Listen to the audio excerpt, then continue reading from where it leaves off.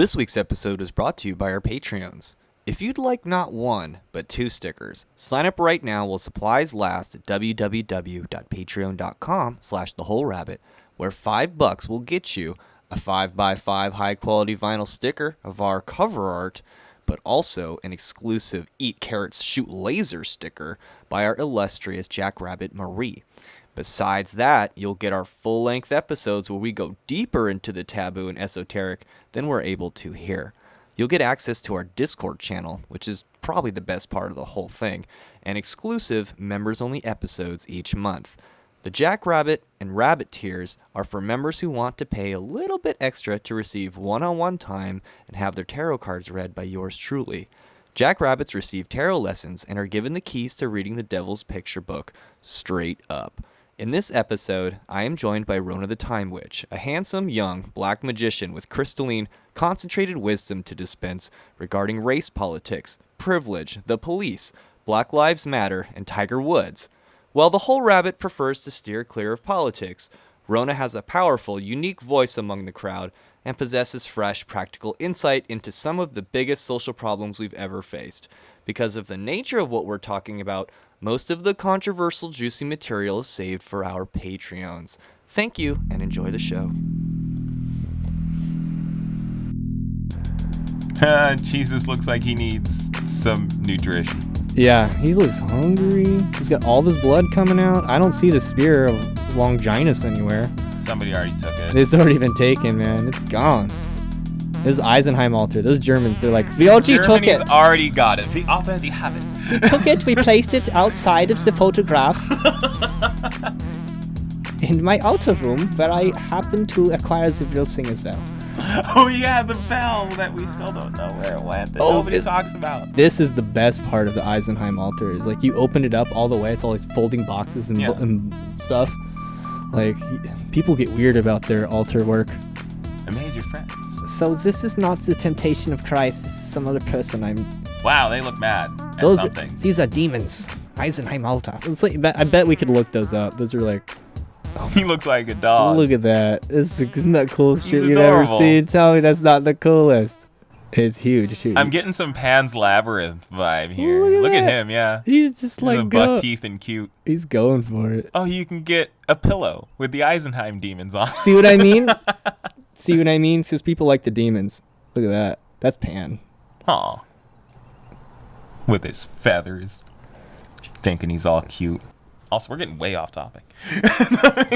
Not for the whole rabbit, my friend. That's all we talk about on the show is demons, apparently. That seems to be the big draw on the show is demons and hermetic magic and tarot. Have you done an Amber Melon episode yet? Oh, yeah. That's one of our most popular episodes. That's right, yeah. It almost kills me every time I bring it up or talk about it in any way. So let's not kill you. Or if I get high enough into the spheres, then I start going through Abramelum trips. Oh, man. That's a fun experience. Hello, everybody, and welcome to The Whole Rabbit, where today I am joined by Rona himself, the Time Witch. Quack. Hi, everyone. The man, Morpheus, as he is. With us, that's something we're going to discuss today, because what are we discussing today, Rona? I'm not going to do all the talking. We're talking about, BLM and a few other things, but mostly magic black men.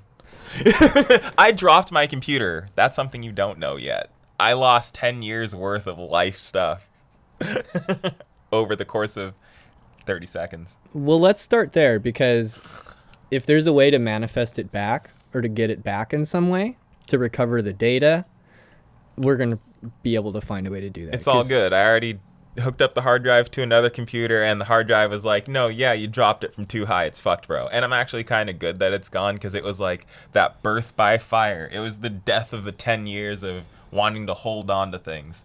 And I think that's a perfect segue into like, let's, get rid of looking at the past for BLM, looking at like black history, and start looking about the future. Let's start looking forward instead of here's what happened in the past and here's how we can change the future. I think we always get sucked into looking at what happened to try to change the future when you can't make new paths following old ways, baby. You just can't. You just can't. So enough harping on the past, and let's talk about the past. I want to harp on the past. Yeah, let's talk about the past. So but can we talk a little bit about your life and who you are? Sure, yeah. Okay, so I was a child of the system, as they would call it. My mother, beautiful, amazing woman, had me. God, I was like number. God. Anywho, we had a lot of kids. Anywho, I was put up for adoption. They try to keep you with your family in the system, right? So they gave me to my dad, and my dad was like, about, us black fathers and us children. But there's actually a plot twist there later on. Okay. We're going to get to. But yeah, so then I ended up back in the system, and so that was, then it went to foster homes, and I eventually got adopted by a African American woman. She was wonderful too. Single woman. And then, I grew up in an upper middle class white neighborhood, believe it or not. So I got to see that. And then my mom. Did you ever feel accepted in that neighborhood?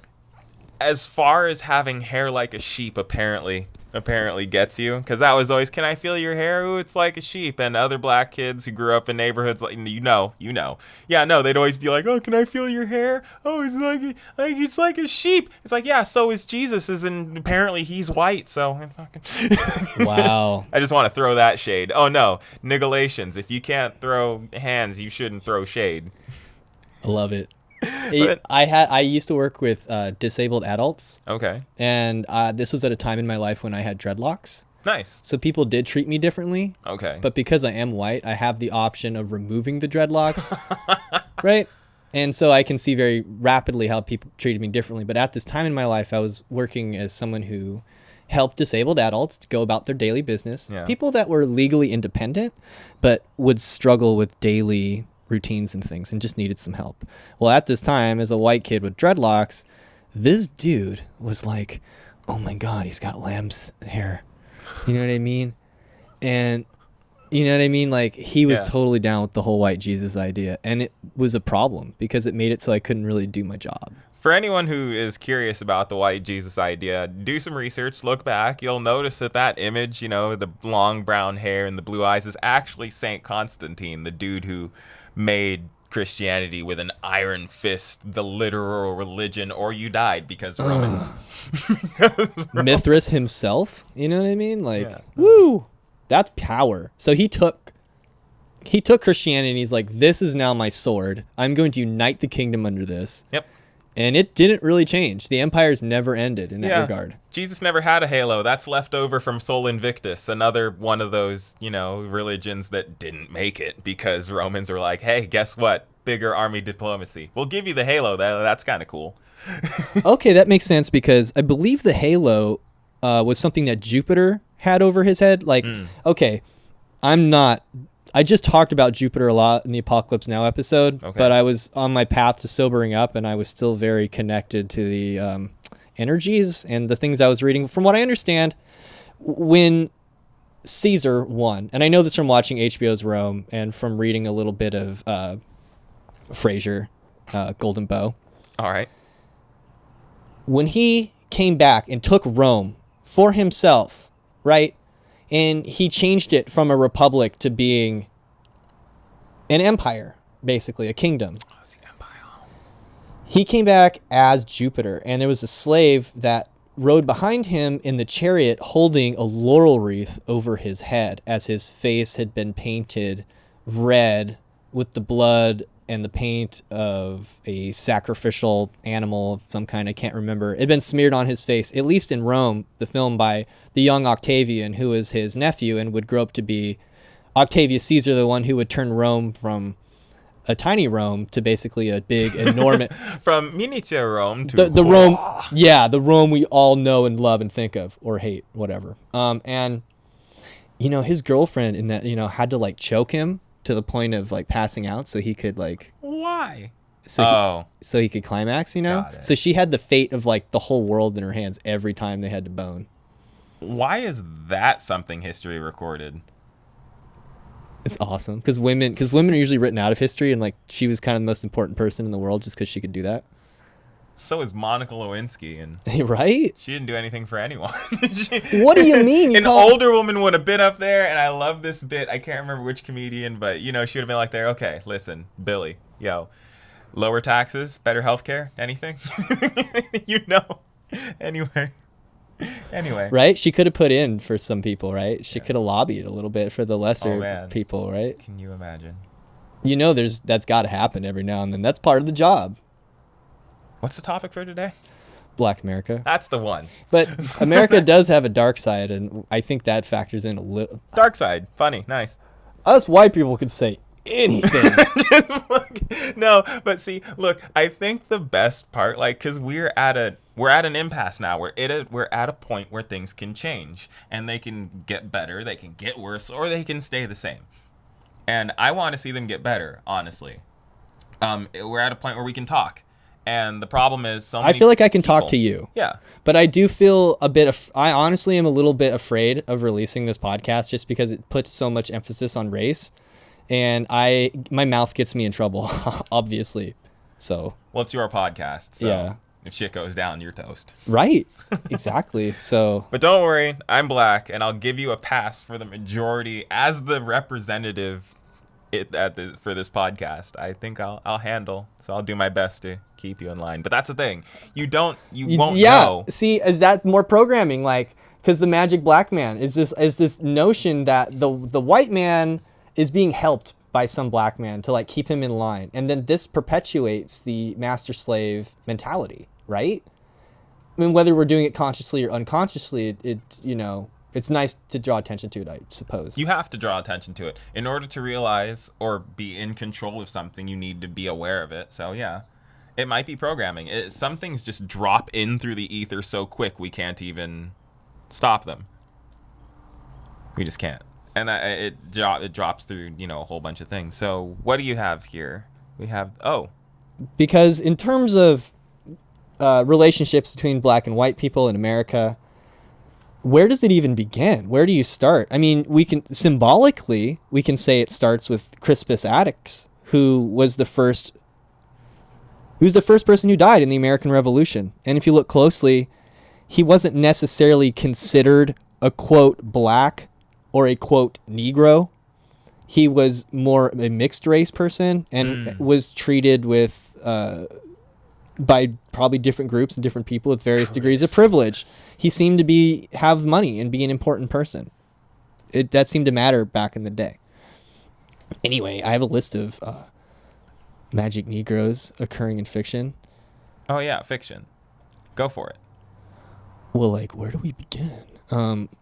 I believe it was Spike Lee who used the term first, and he drew everyone's attention to it. This dynamic in film that perpetuates this master slave thing. It's here. I'll just name ones that I recognize.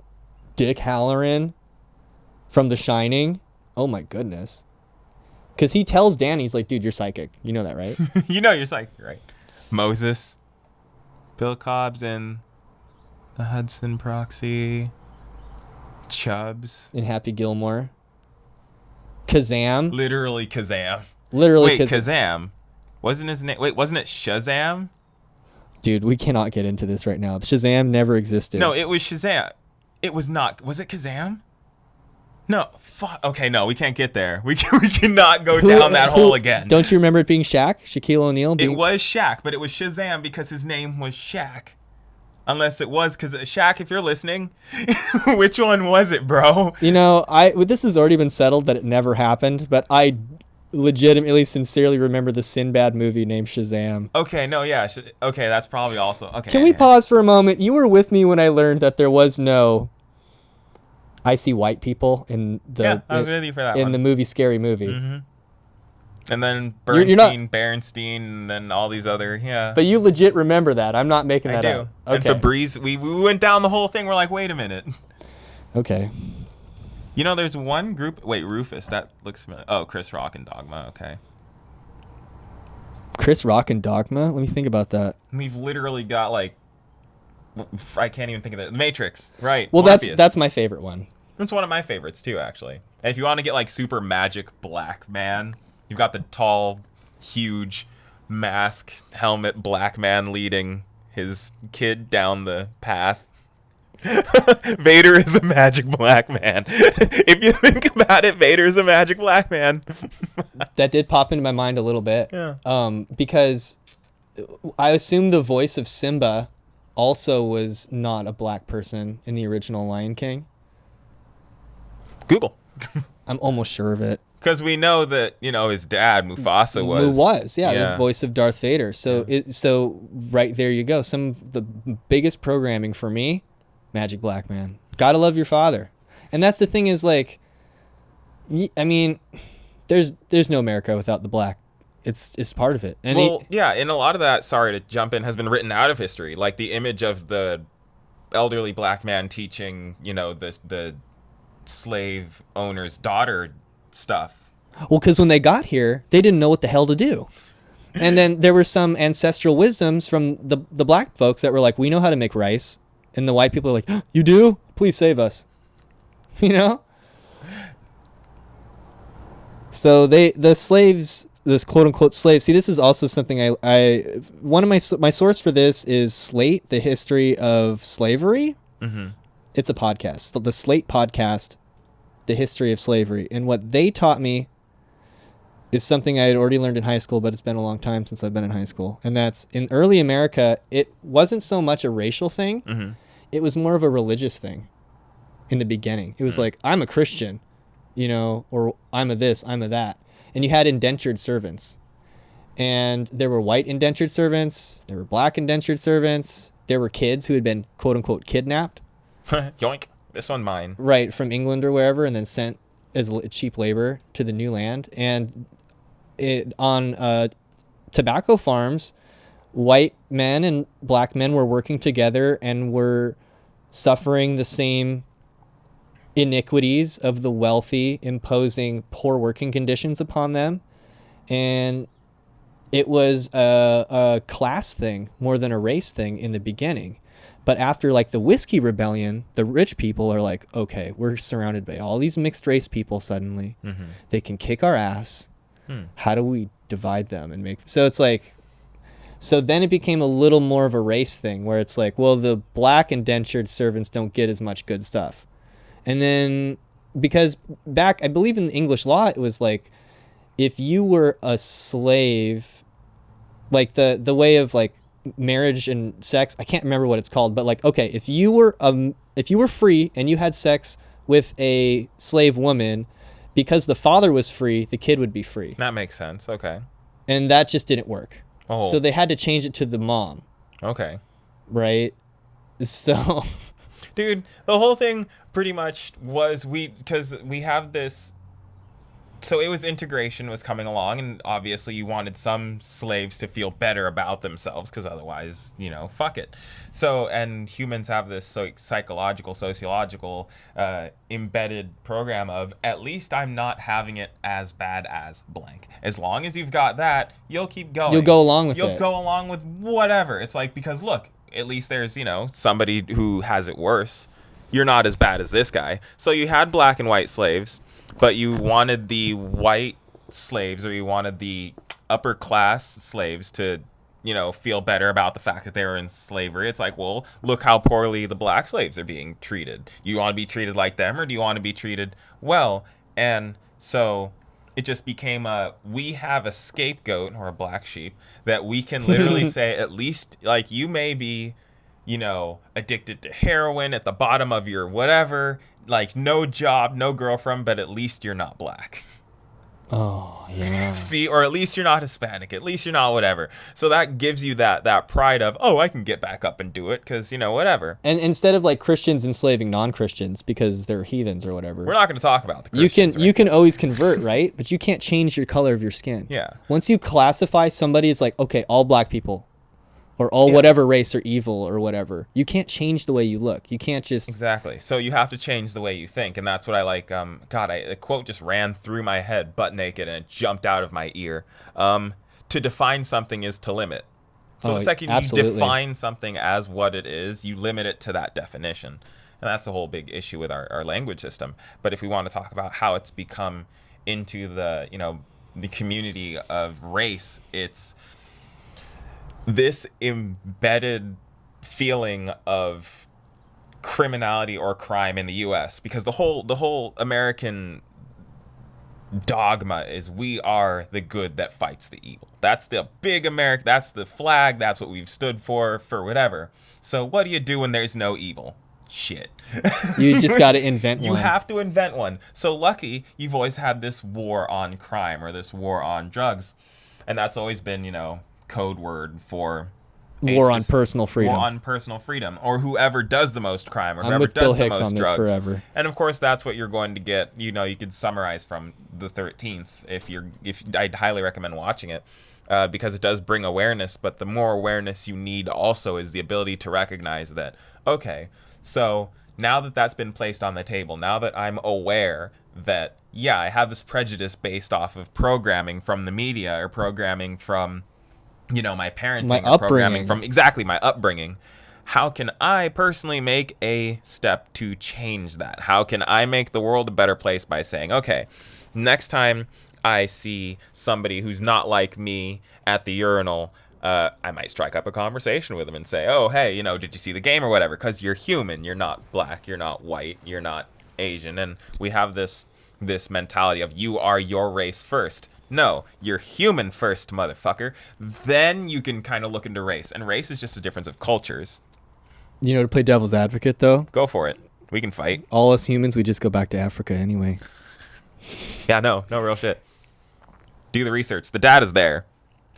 Oh, I just wanted to look at some. Looking at your laptop, it's very cool. Isn't it though sexy? I'm not endorsed by Asus, but if you can get your hands on the Asus ZenBook dual screen touch screen, it's totally worth it. We'll take Asus sponsorship. We'll take Alienware sponsorship. We'll take your mom's sponsorship. I'm so happy with this dual screen ZenBook. It's so much fun. But yeah, I just wanted to look up some things that are black. Like if you're looking at a low shoe square, black is north. It's your career. It's early winter. Its color is black or dark blue. Its number is 1. The new moon is setting intentions. The new moon is black. It's the absence of light hitting the moon. It doesn't disappear. And it's not the shadow of the earth on the moon, as somebody told me once. No, it's just the sun not hitting it. That's fine. Oh yeah, no, and that's setting your that's intention. another way to think of it. What, the absence of light? Yeah, it's just not the sun there. Yeah, You don't have to think of the sun as the center of the whole universe, because Exactly. it's not. There's There's something else that's the center of the universe. you need light and Your dark kids. to I'm make. kidding. Yeah, I'm kidding. okay, your kids do kind of count as the center of the universe, but you need light and dark to do anything, to really do anything at all. I guess, and I struggle with that, because if you're on the light, they're always like, no, evil is unnecessary. Darkness is unnecessary. It's all just wrong and bad. And if we could do away with it, we would do much better off without it. So why is the color black or dark blue is the question I want, esoterically speaking. Oh, I'm not sure. It's also number 1, but I guess that's where you start with the new moon. Also number 1. You prepare before you rest, before you go into doing whatever you do. But yeah, dark has always had this kind of negative kind of connotation forever. You don't want the darkness. You don't want the black. You don't want the absence of light. You don't want to not be able to see what you're doing. But that's also peace. That's being able to be quiet. That's the absence of noise, darkness, calm. It's the ability to be at one with yourself, at one with your thoughts. You need it all. You need it all. Just like you need both, black, white, Asian. Your goal should be get as many friends of as many different cultures as possible, so you can be more equipped than the people who just have, friends who are one. Because just talking with you turned me on to, the Cabellion, which is an amazing book to have as a key to looking at other books. And I would have never even thought to even look there. I had been looking into mostly, voodoo or Braja or other forms of magic, and then bam, here's Now I this feel key. bad. Why? Because now I'm learning how valuable voodoo is. And I got out of my magic community because that was one of the things that was not allowed to be spoken of in the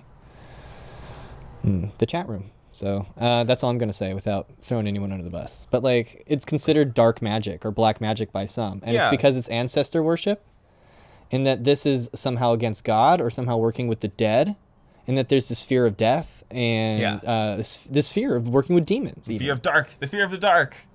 Fear of the dark. Who's that dude in the Bible who built his entire castle because he had control over demons? The Solomon, man. Solomon, yeah, but that links back to slavery. If it's the darkness, Oh my God, you it can does. control it. You can control what you're aware of. Just, it's kind of... Man, it's still built into our psyches, even It magically. is. It's like, see, that's also part of it, is Aleister Crowley did not invent thelema. Thelema is will and love. Agape. It's... Jeez, Luke, can you do this? Okay. Do it. You can do it. So, like, okay. Oh, man. I'm such a fledgling, like, little baby Thelemite. I'm like, the energies told me I'm like cat level.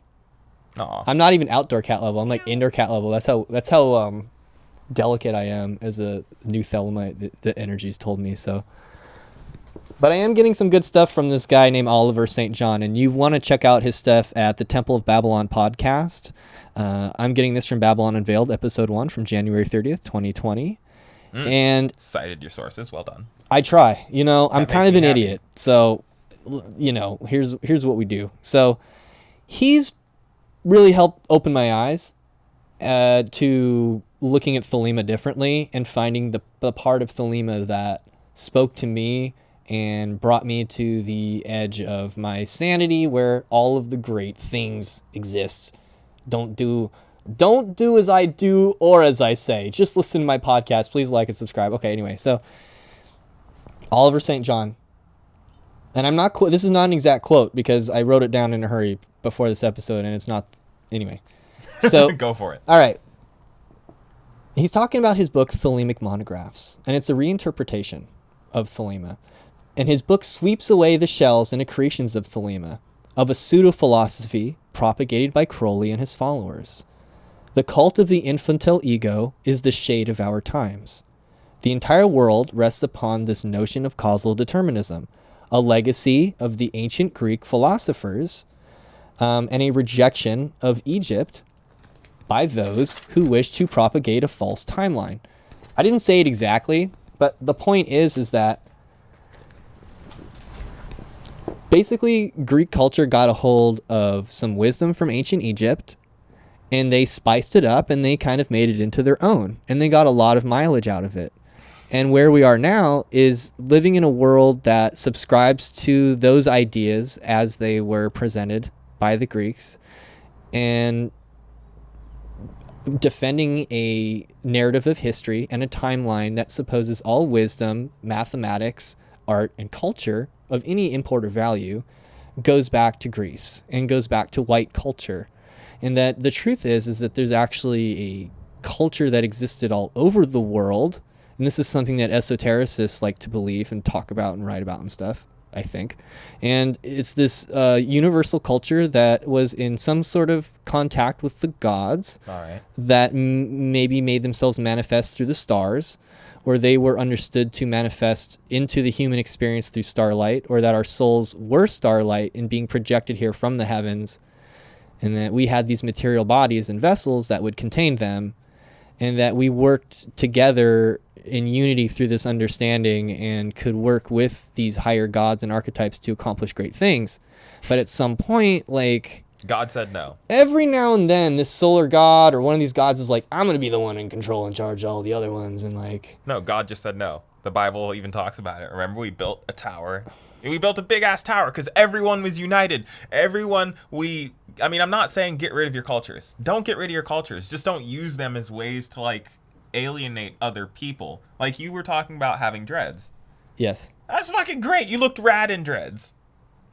I didn't give a shit, and you'd have people saying, oh, you're appropriating my culture. Yeah, but if you look good, if you look fucking good, who cares? Invite them in. Like, the problem is Can I play devil's advocate here? Hold on, let me. Okay. God's like, no, and then he destroyed the temple and he scattered us. He scattered our languages. The Temple of Babylon destroyed the tower, Trump 16, and then the star comes next, right? Rump down till the Trump down. Is the star after the tower? Yeah, because it's the new beginning that comes after the destruction of the old, where you can Nice. see the light of the little people can see the light of the stars without being polluted by all the city lights and the big tower, the big phallus that's in the sky. Honestly, the biggest problem is that we're fucking the planet. I mean, if we could just like goals for 2020, we got like what 5 months left. If I could fuck the planet, I would. Look, You know? fracking is bad. Fracking is bad. I would not frack her. I would do something But else. seriously, the bigger problem is our planet is getting screwed, and I would do whatever she wanted. You know, whatever she asked for. it's a division. It's a division. It's so bad. It's so bad because like the real sufferer is literally. Anyway, go ahead. Play devil's advocate. Okay, so the whole idea is like, oh, I can have dreadlocks as long as I look good, right? Yeah. Okay, so when George Zimmerman killed Trayvon Martin in February 2012, Okay. I'm pretty sure this kid was just getting Skittles, okay? He was signing Skittles bags. Anywho, He was signing Skittles bags. I read tweets about George Zimmerman signing Skittles bags. It's a little weird. But you know what? When you're bored, the games boys play when they're bored, right? You can't. We'll do any stupid thing just Please do because. It's so true. We will just do stuff, all right? So gunshots are fired. Police showed up. For some reason, George Zimmerman no go to jail. No go to prison. We all know why. We all know why. So that we can have something to be mad at without fixing the actual problem. Oh my goodness. You playing devil's advocate back at me now. I don't even know where we're at now in the city. It's okay. But, you know, okay, so he no go to jail. How does Morpheus' glasses stay on his face? How'd they like get that to work? I'll bet they're CGI glasses. I don't think so. That is legit glasses. Clipped to the This is 2020 and his glasses are still that cool. Can we just can That's we just actually pause pretty for a minute? rad. And his outfit is still that cool. It's pretty fucking relevant. Anywho. I love it, dude. Right when we were talking about the fall of Babylon, they showed the nameplate Nebuchadnezzar, and then it's the ship. I think it's Mark III, and then it's 11, Mark III 11. Oh hey, what is that? Mark 311. It's one of my favorite. I should know it off the top of my head because it's like my favorite little dib in the Easter egg. movie. Yeah. And I don't want to close the Book of the Law thing here because I wanted to bring that up later. Yeah, Mark. Well, I've got 2 screens. I just don't have internet. Oh, shit. I should have got you the internet codes It's before this. all good, man. Okay. It means I have Oh, to pull yeah. from the internet that is my brain. Mark 3:11, King James Version. And unclean spirits, when they saw him, fell down before him and cried, saying, "Thou art the Son of God." Huh. So we see Neo become that by the end of the film, where they just see him and they're like, "Oh yeah, we're done. We're out of here. Bye. You're the one." Yeah, after being told that by, Magic Black Man. And that if we want to loop it back to that subject, remember that would then mean that at some point, it was acknowledged that, black men had wisdom, or the black culture had a wisdom that, was unaware to other cultures. So that's the thing is, can you really call the Magic Black Man as purely just something that's recapitulating the master-slave dynamic, or is it also tapping into a deeper subconscious knowing that wisdom comes from Africa? And maybe it is this racist notion that like, oh, this black person has some knowledge from Africa for me, or maybe there's some truth in that. Or maybe it's literally was just true the for- media saying, yo, dog, go out and get you some black friends. Hey, Get you some black friends. Honestly, that's what I wish it was just that. Go out and get you some black, Asian, Hispanic. Go out and just get as many friends as you can. this may be a totally subjective thing, and I was like in high school at the time, so Yeah. that could factor into it because times are really good for me in high school. I mean, I just gone through divorce, so I really miss my dad, Big oof. right? The But big sad. despite the big sad, times are still pretty okay. Because, your parents try and spoil you in a divorce. And I remember when Chappelle was on the TV, Chappelle goes hard. dude, everyone could get along. Like white folks and black folks who were kind of like standoffish during the gangster rap era, right? During like the Dr. Dre times and because that music was cool, but it was scary to like little white families, man. You ever see that Dead Prez video? Hell yeah. I mean, it's a little intimidating, right? So there was some tension. But when Dave Chappelle got on TV, I mean, he couldn't do stand up anymore because people would be like, yeah, what? The whole time, and he couldn't do his show because But that was the thing, is like white folks and black folks were like, yeah, what? Back and forth to each other, Yeah, and life was yeah. good. Life was good. Thank you, Dave Chappelle and David Brennan, or Steve Brennan, or whoever the other writer was. But he did talk about the realness, and even now he's talking about. He had God. What was the name of the piece that he released on YouTube? Oh, I don't know. It was the amount of time. It was like 8:47 or like 9:47, 8 or 9:47. I can't remember. I can probably look it up. But, and he talks about George Floyd and how the streets are talking for themselves. Like he's always told everyone, like, look, there's shit going down that's out of our league, and we have to change it or we're fucked. And I mean, the whole point of comedy is coming from a point of truth and darkness. What was that joke? He's like, because he was saying back in the 90s, white folks did not know that cops were just killing black folks, was the idea, right? Yeah. I know I'm going to lose some people just for saying that. But that's the thing. The fact that you're aware of it, and one thing we always talk about at protests is like, if you're aware of the problem and you're not fixing it, you're kind of the problem.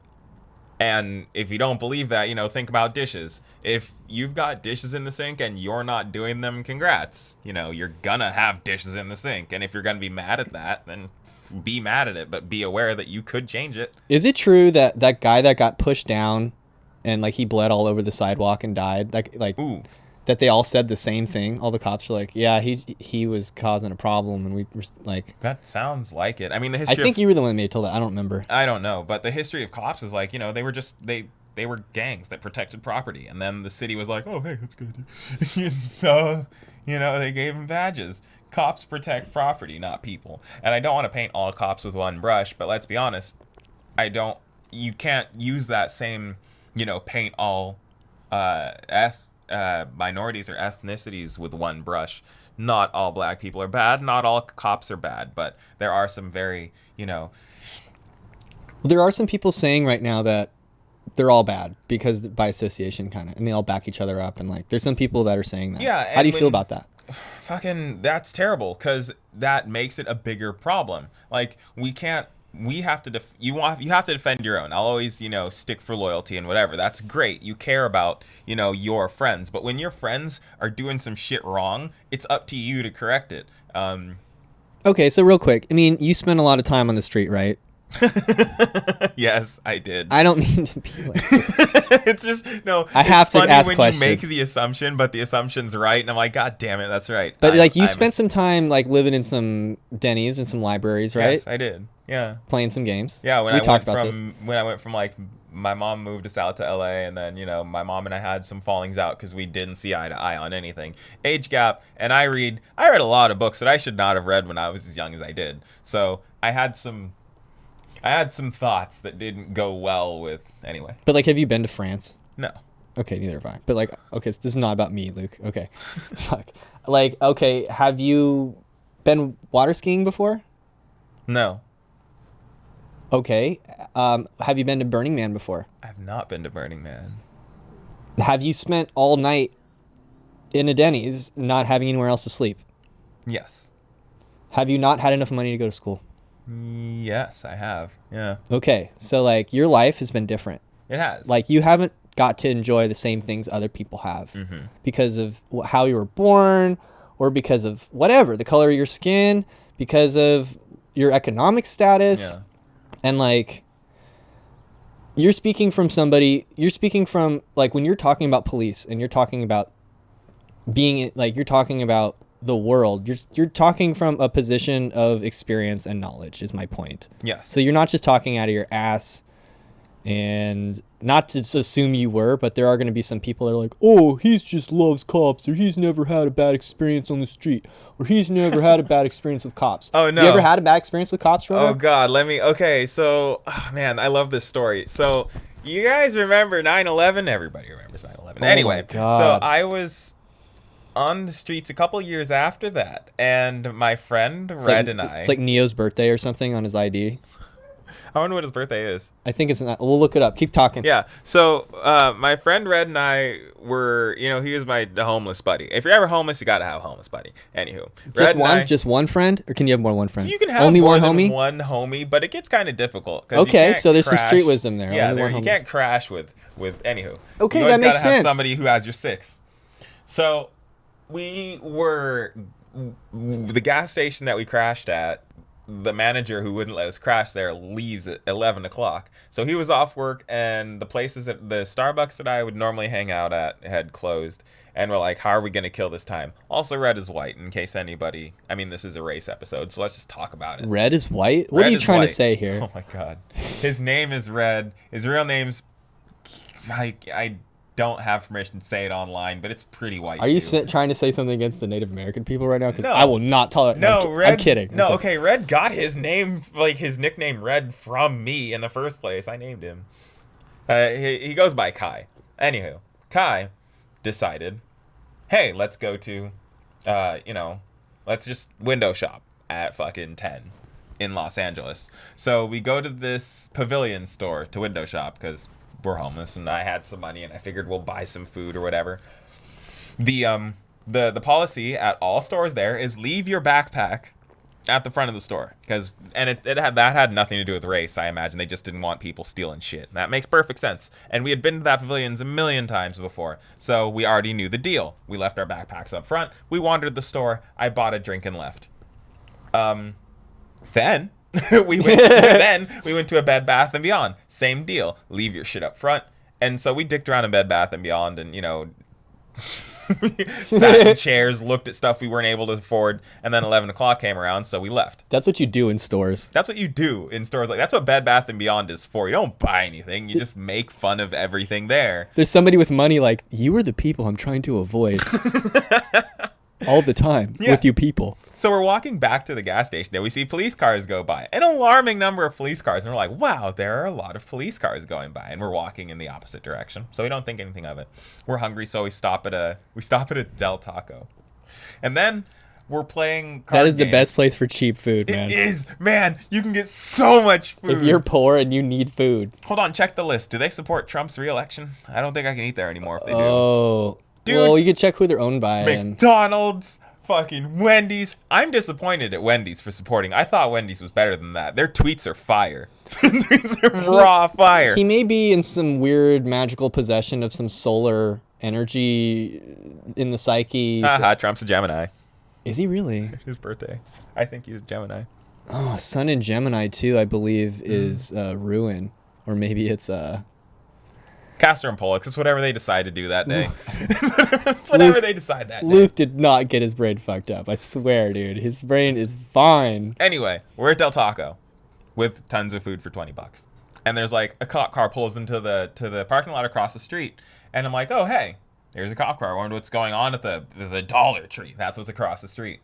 And another cop car. And another cop car. And another cop car. Is this making you scared yet? No. Like, we're just watching this happen. And I'm like, bet money they're here for us. And he's like, why?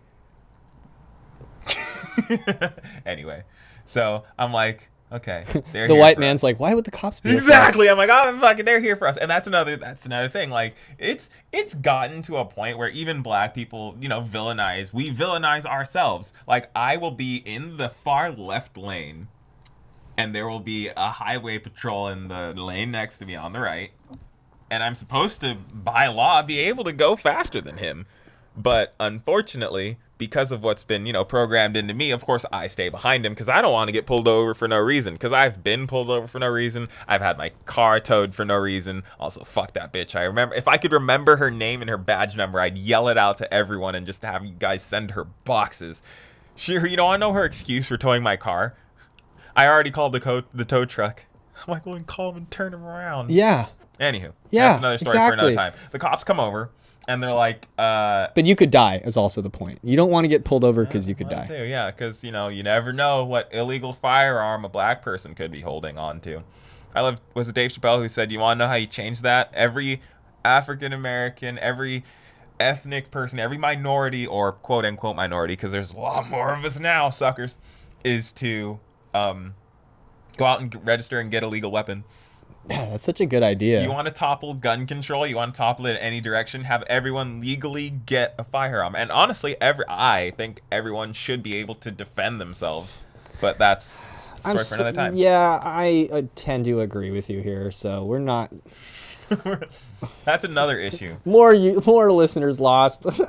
No, but I This mean, is look, great. But This look is at it. The villain clearing is house right now, baby. Yeah, but I mean, look at it. Like another reason people look at other ethnicities, or if we're gonna call it race, look at minorities as criminals is because they have unregistered weapons. Well, you have to have a way to defend yourself against. Oh, you have to have a way to defend yourself against what's going on. And Yeah. there are corrupt cops. There are corrupt other people. So it's like you gotta have something. When I was driving rideshare, there was a black woman in my car with some of her white friends, and she was being, she was telling them about like white privilege and about how things are different for black people, and she was expressing, she was like, I don't care if people consider me ultra super mega left or Ultra whatever. super mega left. Yeah, and then she said, like, right after that, she's like, and if you take away the guns, it's gonna hurt black communities first, and that's why we need the guns. Whoa, well, she's not wrong. I was like, all right. I mean, I didn't say anything because I really wasn't in the position to say anything. So Let's take a look at that. Do you agree? I mean, I would totally agree with that. It would hurt black communities first because, like you said so yourself, they're taking our guns because they want us to fight back with sticks. Oh, now you're quoting me off. No, okay. Gotcha. Have you noticed that's what magic black men do? We just tell you what you already told us. And what am I learning how to fight with? A stick. A stick. So I mean, are they gonna take away our sticks? I don't know. They can't. They're gonna. That's why they're chopping down the trees. Oh. So, where were we? Neo, wake up! Jeez, man, I like this movie. Just guys, wake up. We're all technically on the same team, and I want us to all be on the same team. Okay, here's what I believe fundamentally. If you share your magic, like if you publish things like about demons, Abramelin rituals, how to curse people, how to kill people with magic, how to take over people's minds and make people fall in love with you with magic, how to all those things are messing with the powers of life and death. And if you are a magician and believe that should be available openly to the public, and you believe that information should be shared freely, and you believe that people should be able to author books about it and just put them on the shelves and make money off of it, but you simultaneously believe that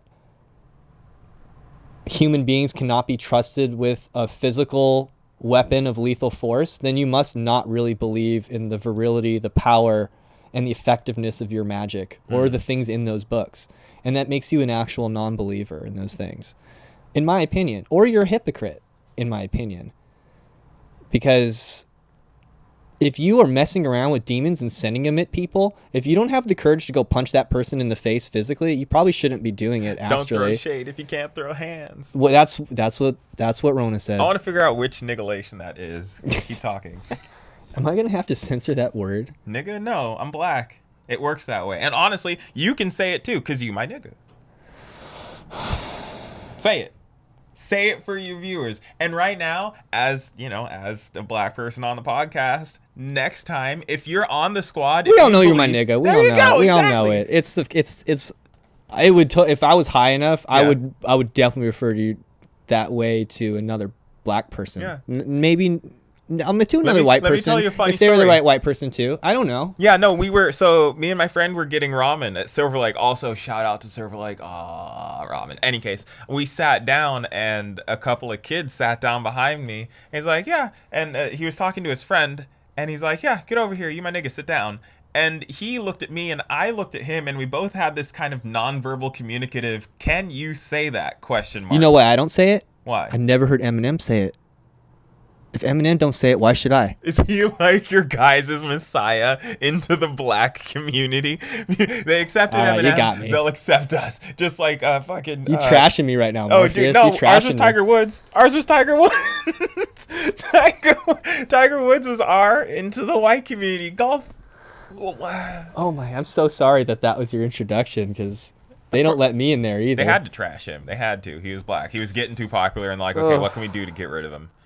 Oh, right, women. The same way we get rid of So most men. is this the thing with, okay, so if you're a high performing person in general, part of your mentality is just say yes and just do it and let your body do the thinking and the talking, which sometimes gets you into trouble sexually. Yes. Am I going too far by saying that? I And that some women prefer to have a man who is knows what he wants. Let's just keep it at that. Yes, of course, obviously. And then, of course, you've got, your women who prefer a man who doesn't know what they want, because then they Really? can control them. Yeah, there's Oh always my both sides of goodness. the pendulum. Dude, fuck, dude. we're talking about, like, divides, and the only reason there's a divide is so that you can have a chance to... Okay, so you got on, what was it? Let me pull it, Evangelion on here. It pulls, like, your anti-terror field. The only really reason you're able to tell that you are you is because there's something different over there. That's the second orb. First is I am. Then it is, you can decide, okay, do I want to be this? You experience something. And then the third orb is being able to decide between the two. There's a very powerful person shouting at me, you didn't finish the Trayvon Martin story. Oh. So I guess the jury that acquitted him was mostly white women. And in his trial, he did look pretty okay. So why is it that people that are good looking tend to get away with stuff easier? Like, what's up with that? Like, how come if a good looking dude is a psychopath, it's kind of passable, but if an ugly guy is, shame on him. Because we are like that. And the only way we'd really know about it is media. And the media can make it look however they want. And if somebody's ugly, they're going to make them out to be villainous so that they can get the views. Well, from what I understand, children naturally respond that way to images on screen and in person. They tend to be attracted to more, quote unquote, traditionally, classically beautiful people, and they tend to steer clear more readily from ugly, quote unquote, people. And same thing with animals. Like, if an animal is cute and furry and fuzzy looking, they tend to want to go towards it. But if like a wolf is like snarling, or it's like a evil looking robot monster thing, humans are more inclined to move away from things that look predatory. Well, let me apply a counterweight to that. I think it wasn't Malthus. I can't remember who it was, but basically what he did was he learned that that's actually untrue. It's programmed. Whoa. They put rabbits in front of babies, and babies loved it. You put a scorpion in front of a baby, and the baby would be like, "Oh, what's that?" Because they don't know. They don't. Really? They don't have the Oh, pain. that's scary. They don't have the second sphere of the what is that? What's the push? The inertia, not the... I need a thesaurus is what I need. Anywho, they don't have the stimulation. But what he did then was he placed the rabbit in front of it, and he clanged a loud bell behind the baby's head. So it was a stimulus. no, It was I a know this negative guy. stimulus. So then all of a sudden, whenever they put the rabbit in front of the baby'd be like, "What the fuck? Get it away from me!" So it's the same thing Is with... this B.F. Skinner? I'm not sure. It was during the... It was... God, what program was that? It was looking into... It wasn't Mouse Utopia. It was something else entirely. The Anywho. little Albert experiment? No, Albert and Fear. First 1920 study made by... Maybe made a baby afraid of Santa Claus and bunnies. That makes sense, yeah. And I'm getting this from openculture.com. The Shout field out. of psychology is very different than it used to be, so on and so forth. Yeah, like people say babies flinch. Babies don't flinch because they don't know what they're flinching at. Flinching is the knowledge of a difference between stimuli. I believe babies are startled by loud noises. Yeah. And they also are averse to heights. Yes, I'll give them that. But I don't know Just if like anything... the first thing you're programmed is to suckle on a teat. Right. And Because food. And if you feel like that tickle on your side of your cheek, you're going to like turn towards it. Yeah, different Because you stimuli. instinctually anticipate the booby. So, in a way, yes, racism is instinctual, but it comes from a different stimulus. If your parents felt like, some people were better than other people, chances are you're going to think that way too. If your parents are more open-minded, then you're probably going to think open-minded as well. Or if the friends that you hung out with, but there is also a part of it that is really deeply ingrained into our psyche. Okay, B.F. Skinner, I do not believe was the person who did the little Albert experiment. I believe it was J.B. Watson. That sounds more familiar. But once again, you'll have to check for yourself because I did not prepare these notes ahead of time, and it's been over 10 years since I've been in college. Pavlov. And I've smoked some weed since then. Just a little. But yeah, so he does this experiment, and turns out they don't. Not until a different stimulus is applied. Same thing with humans. If you were walking down the street and the first thing you want to do is cross the street because of a black person, then that might just be because that's how you have. It might not even be because of you. It might just be something dropping in that you are unaware of is even part of your psyche or part of your makeup. That's like a very primal way of looking at the psyche in general. Is you're walking on a path like in high grass. Yeah. And you are approached by some sort of stimulus, and you immediately have to decide if it's a threat or if it's food or if it's a potential mate. And depending on that split second unconscious decision is like life or death. So we're evolutionarily programmed through selection for that to be quite advanced and powerful in us. You are the result of billions and billions of tests. If you want to go the evolutionary route, you succeeded because all of your ancestors that didn't work out. You know? Life is a very precious thing then. Yeah, it so is. Why do you want to go back in the simulation, Cypher? Because the food tastes good. The steak is so bomb, and the cigars. Oh my goodness.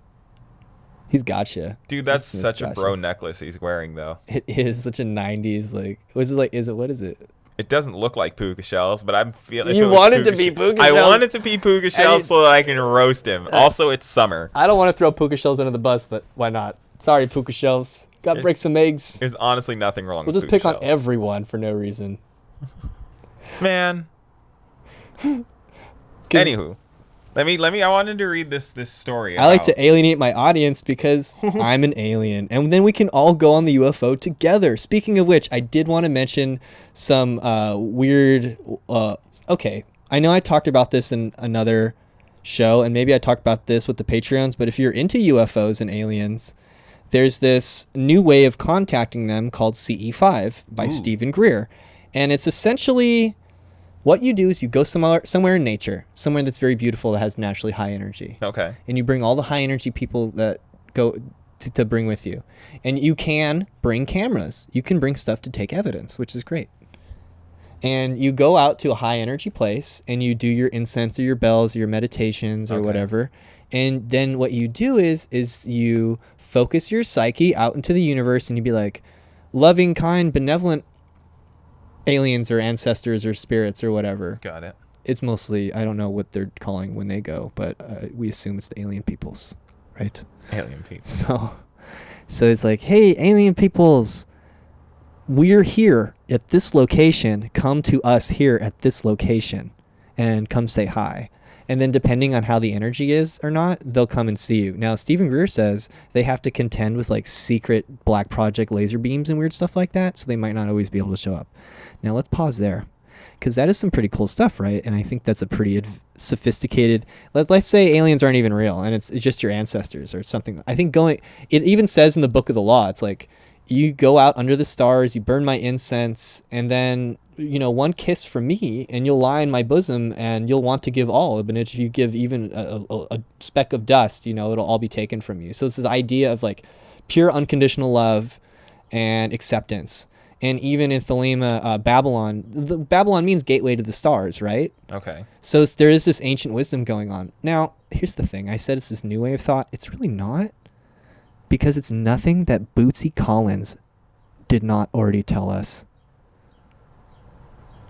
Right? Bootsy Collins, like, swing down, sweet chariot, stop, let me ride. Like, funk music had this CE5 stuff figured out. Oh my goodness. You know what? That's what I'm saying. It's like, you needed a white doctor guy who supposedly had two of his friends death raid by microwaved, like, black projects, and he's, like, has to do all this secret agent stuff. And, be the most amazing looking tennis player you've ever seen. I don't know. He has to be this, like, he says he's doing all this. It's like, dude, just listen to Parliament.